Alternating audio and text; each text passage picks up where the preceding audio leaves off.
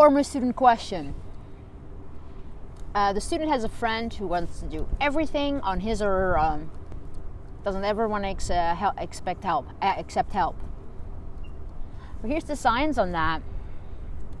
You know, they have done research as to what kind of people thrive the most. The best employees, let's say. The best partners, let's say. Now, we used to think that was maybe about intelligence or emotional intelligence or all kinds of aptitude tests or SATs or whatever. And even employers would test us, on all of these things. And you know what? Even Google that has all the information on us, when they really wanted to hire the best talent in their companies, right? And so they looked at, well, what do people who are talented have in common? And now they have all the flipping data of the world. And they found no correlation. It wasn't about intelligence, it wasn't about emotional intelligence, it was about any of these things. And you know who the people were that actually are the best employees? Are the people with the best fit. And the people with the best fit, they can work in the environment, meaning other people. They can recognize their own strengths, they can recognize other people's strengths and leverage it. So unfortunately, in this world, we're often raised into celebrating independence, doing things on your own. From the moment that we can tie our own shoelaces or walk to school on our own or do anything on our own, our parents celebrate us. We have done something on our own. And that's a powerful coding inside the brain. Does that make sense? So we tend to value doing things on our own, being the best of the class, rather than being the person that lifts the whole class up and fits the best in class, draws the best out of other people, asks help when needed.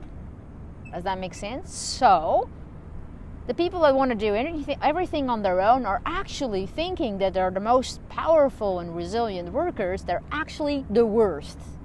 And that goes for the personal life as well. Now, so what I want this person to do is something very simple. First of all, ask yourself the question, what is it that you get out of? Ask your intuition, your unconscious knowing, an internal sense. What's your positive intent? What is it that you get out of doing everything on your own? And I want you to think about a time in your life where you wanted to do everything on your own and ended up tired, overwhelmed. And I want you to imagine seeing yourself in a movie going through that entire experience. What was the outcome? What was the feeling? What was the emotion? Now I want you to play that movie again, rewind it, and imagine that you asked someone for help. What is it that you learn? Now I want you to think about someone who is really good about asking help, not asking help for everything, but just help when needed, from an expert, from an extra pair of hands. Now I want you to see in that situation of that movie where you were overwhelmed, not able to do it all, I want you to imagine that you're not in that movie. I want you to imagine that other person is. Play it again. How would that person have done things different? What would you change? What did that person do different? What's the outcome of that? What is it that you learn?